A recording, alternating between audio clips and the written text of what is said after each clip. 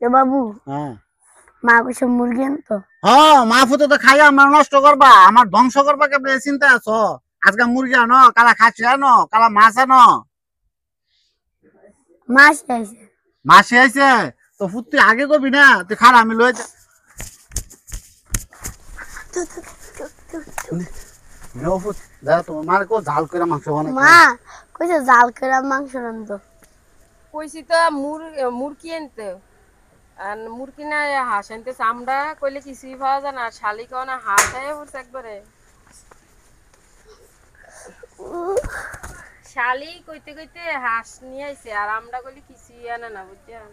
দেন শালির কথা শুনে হাঁস নিয়ে আইছে, আমগো কথা শুনে কিছুই আনে না। দেখেন হাঁস নিয়ে আইছে, হাঁস কাটতো শালির কথা শুনে।